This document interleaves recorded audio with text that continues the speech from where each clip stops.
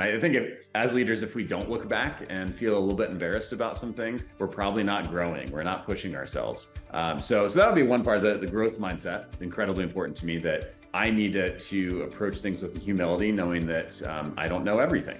Similar to surrounding myself by partners and by employees and folks who are better at different areas of the business than I am. I need to come to it with a growth mindset that I'm here to learn, I'm here to improve. I can have confidence in what we've built and my leadership, but I really need to surround myself by people who can help teach me. Similar to that, I've got a servant leadership mindset. One of the things that I developed probably from leadership opportunities in college, I learned about servant leadership and just putting myself as, I might be the CEO, I might be manager for some people, but really as someone's manager, it is my job to make sure they have what they need to be successful. Welcome to Grow Think Tank. This is the one and only place where you will get insight from the founders and the CEOs of the fastest growing privately held companies. I am the host. My name is Gene Hammett. I help leaders and their teams navigate the defining moments of their growth. Are you ready to grow? We're going to talk about servant leadership mindset today. You've probably heard this term before about servant leadership, where you're not the boss of your team, your people, but you serve them. One of the simple ways to look at this is, instead of having a pyramid with the peak is at the top, you flip this inverted, and you and your executive team are at the bottom of this pyramid, and you serve the employees ahead of you, and they serve the people in their teams, and they serve the customers. And so it's a very interesting way to look at leadership, and I think it's really powerful. So the servant leadership mindset will be the core of today's conversation with our special guest, Brad Griffith. He is the founder of Buckeye Innovation, their software development company. And what we unpack today is about how he sees his role has been evolving from founder to CEO. He is, got a fast growing company, a good sized team of 16 people or so. And he talks about how he is embracing those servant leadership principles as he is developing the people around him. And the servant leadership mindset specifically is one that you want to make sure that you understand, so that you know when you're in alignment or out of alignment. One example that I would give you that we highlight inside here is you being the champion of culture and values in the company. Now, you can have someone else that is doing a lot of the work around that. But if you're not leading by example, then you have a mindset problem, in my opinion, around servant leadership. So today we unpack servant leadership mindset with Brad. And my question to you before we jump into the interview is, if you feel like there's more that your company can be doing, that something's missing, then I'd love to talk to you about what's going on in your world. I have been doing this for over a decade, and I can quickly assess where someone is missing an opportunity. Maybe it's a blind spot. And if you're curious about what that is for yourself, then let's get on a call. It's completely customized and personalized to you. I will use some frameworks that we have that make this easier for you to understand and probe. And your payoff behind this is much more clarity and a plan to move forward. You don't have to hire me, but if you want to explore those opportunities, we can. But I just want to make this available to you. If you're sitting here listening to this content and going, I know we can grow faster, but I'm not sure what's getting in the way. Let's chat about it. Now, here's the interview with Brad. Hey, Brad, how are you? Doing great. How are you? I am fantastic. Excited Excellent. to talk to you about servant leadership. Before we unpack that today, give us a little bit of an understanding of Buckeye Innovation. Sure. Thanks for having me, Gene. So Buckeye Innovation, we're a software engineering and design firm. We're on a mission to bring equitable access to the best software design and technology that's out there. There are a lot of companies and organizations that don't have access that the big companies have, whether you're in the Midwest, you're a small business, you're a minority or female owned. There are a lot of different reasons that you might not have that same access. Maybe you're not in the Bay Area. You don't have access to the same kind of capital. So what we try and do is we have a great software development, design, and content strategy team who builds software that helps you to ramp up revenue on one side, to drive leads, drive revenue. And on the other side, we build custom software that optimizes business processes, that helps you to drive more profitability. So all around growing businesses and organizations, and we try and work with partners who can help us fulfill that mission of bringing equity to the market. I'm fascinated with software development and design. I full disclosure, I worked with PricewaterhouseCoopers in the late 90s. Very Do good. you remember that company? You're much younger than I I am. do. Absolutely. Yeah. Yeah. They work with some of our clients. I was working on some really huge projects, really wanted to get into the internet side, and they couldn't provide those opportunities because there weren't that many of those available. So I ended up Yeah. leaving to go work for a .com, but I love technology. And I'm kind of curious, I know things are evolving pretty quickly in this world, AI is coming out, being able to write some code. What are your, kind of looking at the trends of what's going on right now, and you wish CEOs understood about technology? Yeah, for sure. So technology excites me as well. I got my degree in electrical and computer engineering in undergrad, but then went back to business school. So I really value those highly technical solutions, but only to the extent that they're solving some sort of real world problem. So what I wish CEOs knew, I mean, I don't need CEOs to know a whole lot about technology. I want to bring that expertise. I think, our clients, they need to know a lot about their organization, a lot about their constituents, about their market, the way that they are uniquely solving problems. They need to know the impact that they're trying to have. And then I believe, what I try and do with my business and with my suppliers and partners is I surround myself with other people who are brilliant in their own areas. So I don't need to know a lot about HR or about videography, or, I have coaches who help coach me because I'm not, it's important to have outside perspectives that help you to be better at what you do. So as far as what CEOs ought to know about technology, I don't know that every CEO needs to have a ton of technology expertise themselves, but you need to be surrounded by people. You need people on your team. If you're not big enough to have that in-house CTO or CIO, then you need to partner with the company. You need someone who really knows what they're doing. But I think people these days are, I think right now it's kind of silly if you're not paying attention to artificial intelligence. That's one that is big for me. I looked at blockchain and Web3, and that didn't excite me too much. There are some specific applications of that. I go to the Consumer Electronics Show every year, or been attending virtually for the last few years. I'm big into understanding what's hot, what's new in technology, and what should be applied. There are things like Web3 and crypto that I think have their uses. Artificial intelligence, I think there are just boundless uses for that. And so understanding how that's going to affect all of our industries. You mentioned code generation. I talked to my developers about it. They're using it for generating some scripts that they can then debug or they can improve. There are things that just around productivity tools, things that CEOs could look at artificial intelligence tools that help improve the efficiency and productivity of their team. It's going to just be amazing what we'll be able to do, particularly as artificial intelligence starts getting applied in specific markets or to specific companies. So I'm really excited about those applications. I'm excited too. And one of the things that I'm, using it for, and it seems like it'd probably be a pretty good place for programmers, is to really, instead of looking at a blank page, have a starting point that you can modify and brainstorm and all the things that you could, because it's just so much easier to edit something than it is to just, all right, where do I start? But today, we're not going to talk much about the technology side of your business. We're going to talk about the leadership that makes your company, strong and grow to the level that you have. I know you recently made the Inc. list last year, and I'm just curious around how would you frame in your style of leadership that has allowed your company to be aligned and perform at the level it has?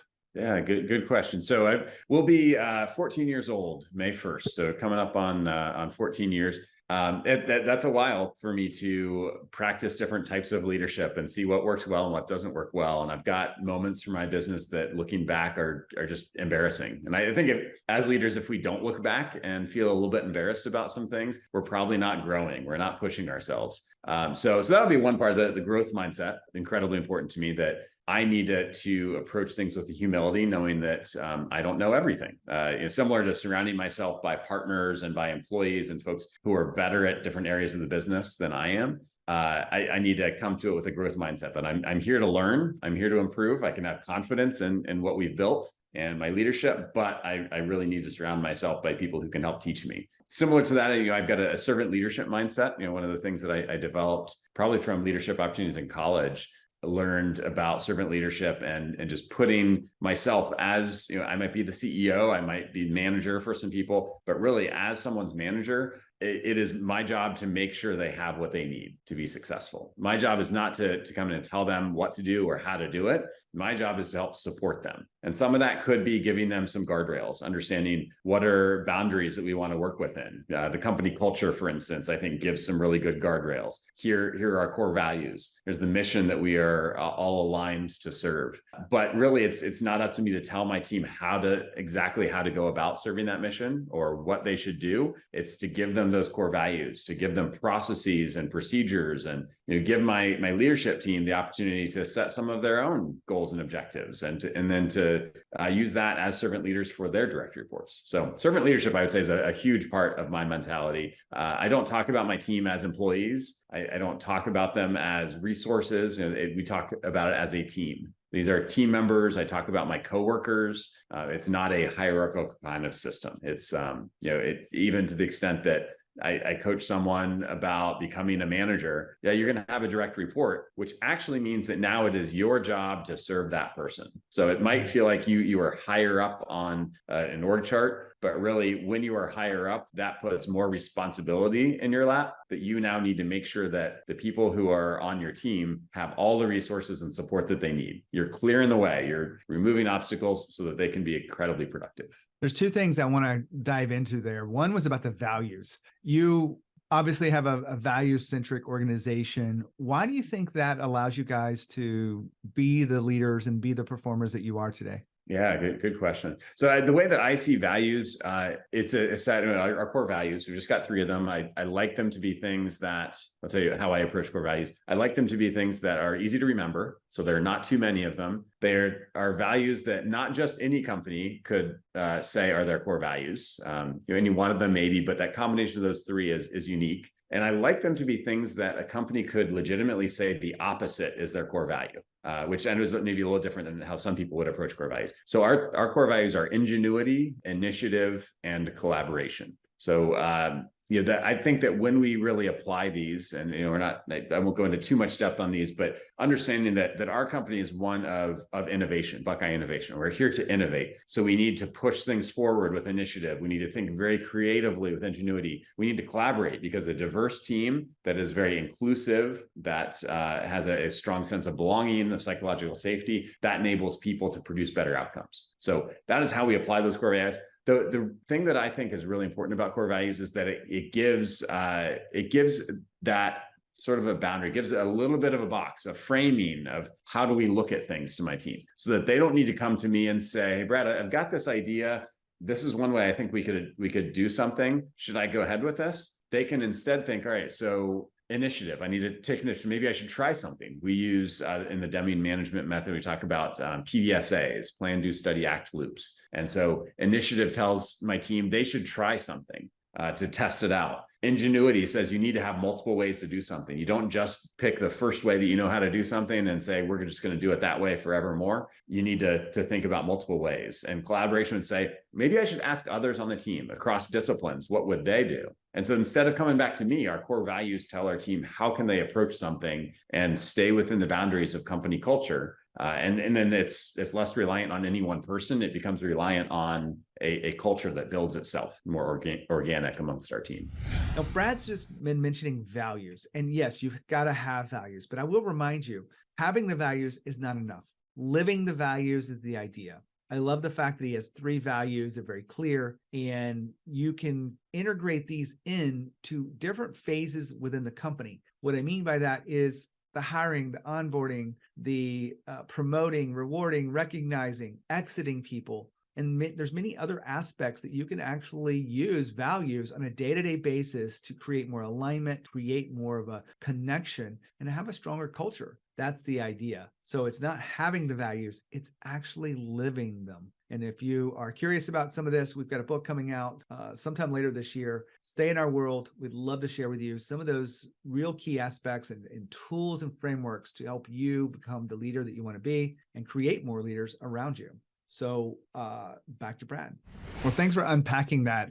I want to go back to the second thing that you mentioned when you first started talking about servant leadership, which was, if you got a new manager, their job is to serve that person. It might be unnatural for some people to think of that because they're high performers, they're smart, they're the reason they became managers because they're really good at the work. And they tend to get really focused on, well, let's just do more good work. But you have a different perspective on this. Can you tell us a little bit more about serving those people from a manager's perspective? Sure. Yeah. And there's, in addition to the servant, I can definitely go down that path. There's also something that I want to emphasize with my team, that they don't have to become a manager to grow in my company. You can be one of our most highly compensated team members and not have any direct reports. And you do that by getting really good at your craft, by driving more value for our clients. If you're able to do more work that's valuable for clients, you ought to be able to continue growing in compensation. You don't necessarily have to go down a management track. So that is one part of how I approach management. So it shouldn't be, I think they call it the Peter principle, getting promoted to your highest level of incompetence. Like keep getting promoted until you're no longer capable of doing the job. We don't want to do that to someone. If they really love being a technologist and they want to focus on technical skills, they can do that. So that's one comment on that. I would say something that we try and do with those who want to go down a management or leadership track. There are different things we differentiate. So in addition to that technologist, if you want to be a manager, you are going to be managing metrics, managing processes and systems and one-to-ones with team members to help them out. If you really want to work on more strategic things, on longer term vision, on what are we not doing currently that no one's going to ask us to do that we need to put in place, that is more of a leadership topic. And I try to emphasize, it's not that technical skills or management or leadership, any one of those is better than the other, but this again is another way to differentiate things. And so I tell the team, if you want to continue growing by scaling your brilliance through a team, management is a way to do that you can get really good at something and then teach others how to do that. And then give them the resources that they need and then help them to do. Eventually, you're able to accomplish a lot more as a team that's working with you than you could have individually. And so if that is the way that you want to amplify your impact, we talk a lot about that, about amplifying our clients' impact. If that's the way that you want to amplify your impact is by managing a team and teaching them how to be even more effective than you were able to be, then that's a really good path. It's not the path for everyone because some people really want to bury themselves in the technology and get even better and bring new technologies. So I don't know if I answered that question. It's to me, it's about the mindset. Do you want to support other people and grow them? Or do you want to just get as good as you can, but there's going to be some functional limit to that productivity? I agree 100% with this idea that not everyone wants to be a manager. They just want to be really good and add value. Yeah. I'm glad that you highlighted that for us because it is okay for that to be the path at which you go. And, I've heard this before. Some developers can literally do 100 times the value of work of other developers. And it's mind blowing, but I've over and over, I've found that to be true. So it's good to let them not have to manage people. Yeah. I'm sure you agree. Brad, when you were talking about that, there was something in there you said there's certain skills that managers are required to have, and then there's the leadership skills. How do you make a distinction between managers and leaders in your company? Yeah, good question. We've had these conversations very recently. So a lot of it is around, in my mind, leadership is focused more, to some extent, everyone needs to be a leader, from the individual team member, individual contributor level who doesn't have any direct reports. They're sort of at the bottom of the hierarchy from a traditional perspective. I want them to lead as well. I want them to take initiative. I want them to propose new ideas, and we should listen to them, and they need to set an example. So leadership is not something that happens only at one portion of the hierarchy, but I see leadership as setting an example, setting a tone, setting the high level strategy. It's more ambiguous, it's longer term. And so I really look at it more as leadership being strategic, and it's about helping to support productivity, not helping to drive productivity directly. Whereas management, I feel like it's more about the system. It's defining a system and processes, the tools we're going to use. It's managing to those metrics, having a very clear scorecard. The leaders in our company can look at scorecards too, but I would rather that when you get to a leadership level, more of sort of looking at an executive leadership versus a management team versus individual contributors. At the executive leadership team level, I would like them to be looking at metrics, but ideally not saying this metric is a problem and here's what I recommend doing about it. I would like them to say, I see this is outside of the bounds that you've defined as a management team member. What are your thoughts about that? Is this something that we need to be looking at? What should we do about it? And at the management level, that's where I would like to see more of the action. So I want leadership setting strategy, long-term vision. At the management level, let's manage to those metrics. Let's update the scorecard. Let's work with the individual contributors to make sure that they have what they need to deliver better results. And at the individual level, they're actually doing more of the work that changes those metrics. Now, Brad's been talking about managers and leaders. And one of the things that I find that managers do is they get really focused on the work, right? They get really focused on executing and how it's done and the measurement of that. And that's important. Often those managers forget that they have people around them and that it really is about leading those people. If you want to empower them, you've got to add leadership skills into the aspect. It doesn't matter whether your title says manager or not, but you want to make sure that you are embracing some of the leadership skills. Brad talked about the long-term vision and strategy. I agree with those things, but developing other people is a big distinction. Leaderships are focused on developing the people around them, and managers are focused on the work. And so you want to make sure that you are focused on the right things and you understand the distinction between these, and it will help you become the leader that you want to be as you move forward. Back to Brad.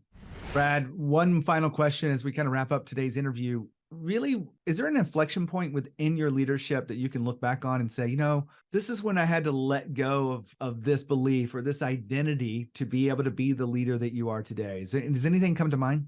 It's a good question. There was a time I might consider my biggest failing as a leader in the company where I've shared this with some people before. I feel like I delegated the definition of our core values to my team. And it is important. So let me draw a distinction there. It is not a bad thing to gather input from a team and to get their thoughts on core values and that helps to build alignment, build consensus. But as the owner of the business, I'm going to be here longer than anyone else. I need to be the one who defines the culture, who defines the core values and our vision and mission. I need to be the biggest champion of those. So there was this inflection point, a time when I had to decide, do I want to be liked? And sometimes you'll hear these sort of dichotomies. Do you want to be liked or do you want to be right? Or do you want to be right? Or do you want to be effective? Or, there are these different choices to make. And I was trying to decide, I really wanted to be this sort of democratic leader who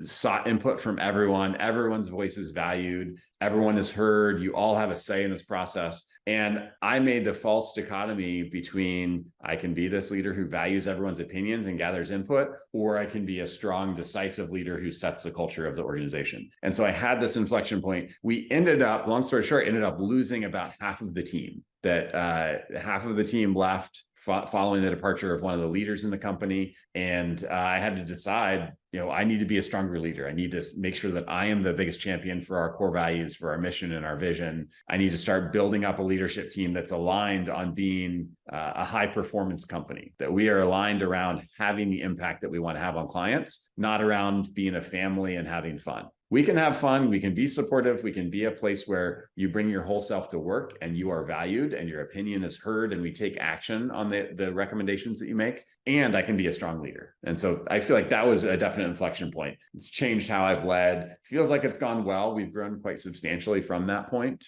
But I've got a lot to learn still. So looking forward to it. It's going to take me a while to get through your whole backlog of podcasts because you've done a lot of them, but looking forward to learning a lot more from the leaders you've interviewed. Well, I love what you just said there. I'm just going to bring a spotlight to it. I need to be the biggest champion to culture and values. I agree with that from a CEO perspective. I think you get to a point where you're not coding as much.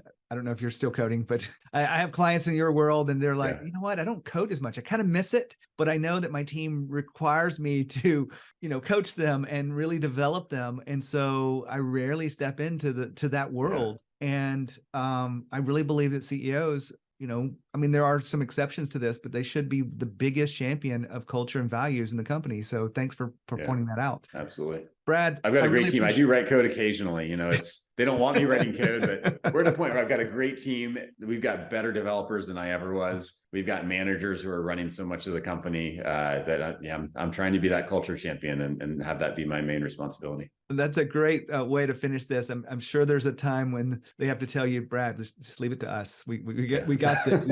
It's been a long time since you were doing the kind of code that we're doing. I say that jokingly, but I really appreciate you being here, Brad, and sharing your wisdom. Absolutely. Thanks, Gene. Wow, what a great interview. I love having these conversations with people that are in the trenches and really on the front lines of building teams and really leading people to that next level. Today's conversation around servant leadership mindset hopefully gave you some wisdom and insight to be a better leader. If there's anything I can do for you or my team can do for you as we work with CEOs, executive teams, and coaching, but we also do leadership development for managers that want to become stronger leaders. If you are curious about any of these things, make sure you reach out to me at genehammett.com. We can schedule a call and talk about it and get to know each other. When you think of leadership and you think of growth think Think Tank. As always, lead with courage. We'll see you next time.